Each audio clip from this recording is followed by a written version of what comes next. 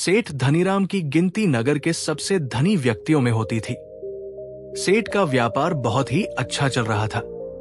सेठ जी के 3 बेटे थे, जिनमें सबसे छोटा था मोहन।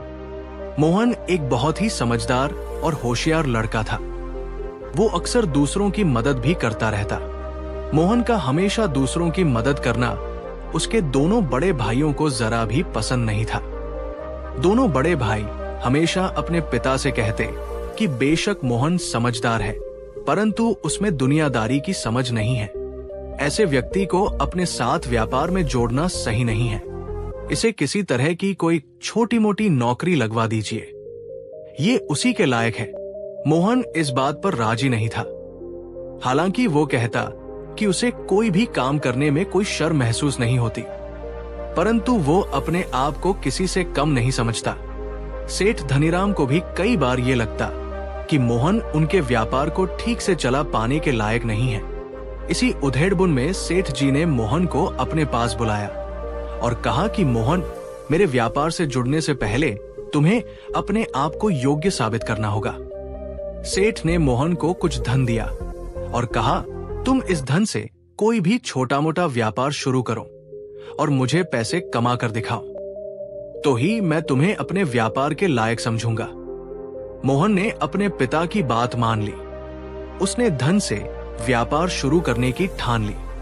उसने पता लगाया कि गांव में कौन कौन सी चीज किस भाव पर बिकती है और आसपास के गांव में कौन सी चीज सस्ती मिलती है। वो सस्ती चीजें खरीदकर उन्हें कम दाम में अपने गांव में बेचने लगा। देखते ही देखते उसका व्यापार अच्छा चल पड़ा और उसने काफी धन भी कमा लिया। परंतु जैसा उसका स्वभाव था, वो धन को संभाल नहीं पाया और उसने सारा धन इधर उधर लोगों को देने में ही खर्च कर दिया। 6 महीने बाद जब उसके पिता ने हिसाब मांगा तो पता चला कि अच्छा मुनाफा कमाने के बावजूद भी उसके हाथ खाली ही थे। तब मोहन के बड़े भाइयों ने पिता से कहा, हमने तो पहले ही कहा था कि इसके बस का कुछ नहीं है, ये तो बावरा है, आप कहीं इसे नौकरी लगवा दीजिए। मोहन अपने पिता से कहता है, पिताजी, व्यापार में असफल हो गया, परंतु मैं कोई दूसरा काम जरूर कर सकता हूं। मुझे खेती बाड़ी करने का मौका दीजिए। आप मुझे जमीन दे दो, मैं 1 साल में अच्छी फसल लाकर दूंगा। पिता ने मोहन की बात मान ली और उसे 5 एकड़ जमीन 1 साल के लिए दे दी। मोहन पूरी मेहनत से अपने पिता के खेतों में काम करने में जुट गया। उसकी मेहनत रंग लाई और खेतों में अच्छी फसल लहलहाने लगी।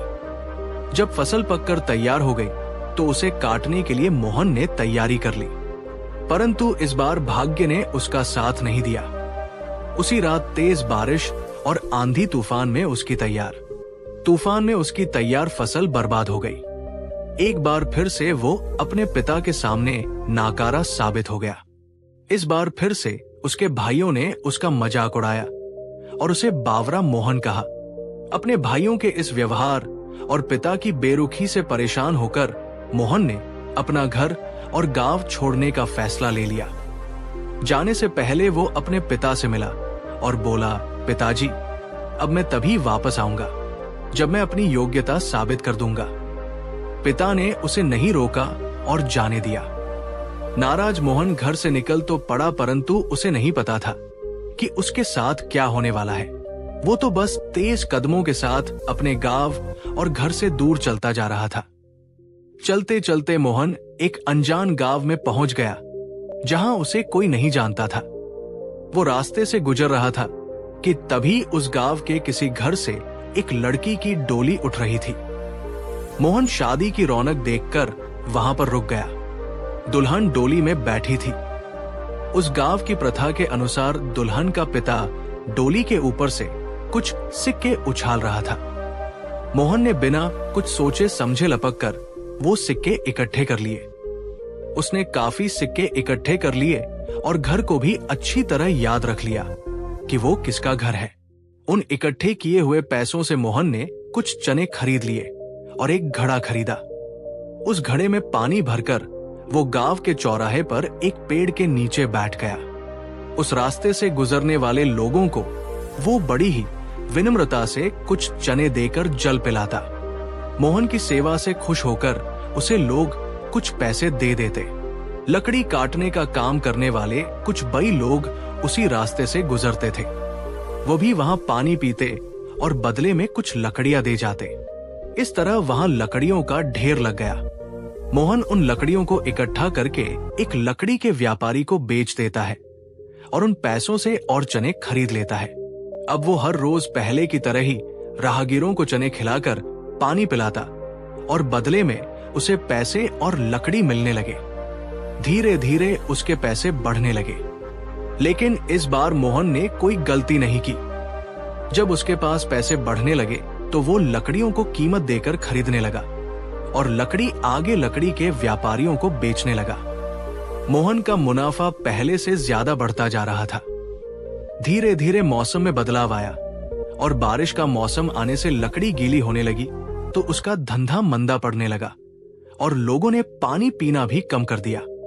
परंतु मोहन अब तक काफी जमा पूंजी इकट्ठा कर चुका था। उस पूंजी से उसने फिर से एक बार अपना व्यापार शुरू किया जो वो पहले कर चुका था।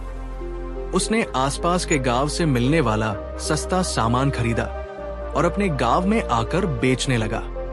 धीरे धीरे उसका व्यापार अच्छा चल पड़ा।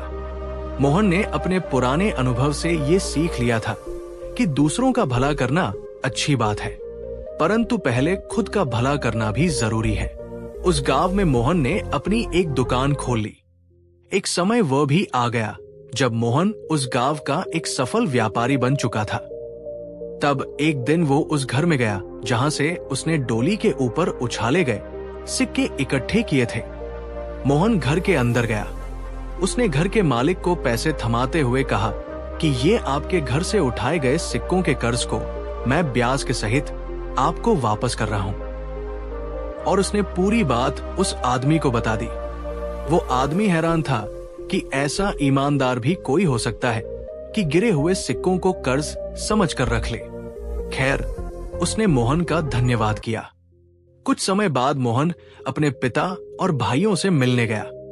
तब उसके पिता बहुत ही खुश थे कि उनका बेटा अब बावरा मोहन नहीं है, बल्कि आज वो एक सफल व्यापारी बन चुका है। तब उन्होंने मोहन को घर वापस आने को कहा, परंतु मोहन अब अपने खुद के बनाए हुए व्यापार को ही आगे बढ़ाना चाहता था। तो उसके पिता ने भी उसकी इच्छा पर कोई आपत्ति नहीं की। मोहन के भाई भी अब मान चुके थे कि मोहन किसी भी बात में किसी से कम नहीं है और इस तरह से मोहन ने अपनी काबिलियत साबित कर दी। तो दोस्तों, मुझे पूरी उम्मीद है कि आपको ये कहानी पसंद आई होगी। ऐसी ही और भी कहानियां देखने के लिए चैनल को सब्सक्राइब कर लीजिए। अगर वीडियो अच्छी लगी हो तो लाइक जरूर करिएगा और नीचे कमेंट में अपनी राय भी जरूर बताइए। अपने कमेंट के साथ अपना नाम और शहर का नाम लिखना मत भूलिएगा। तो फिर मिलते हैं अगली कहानी में। धन्यवाद।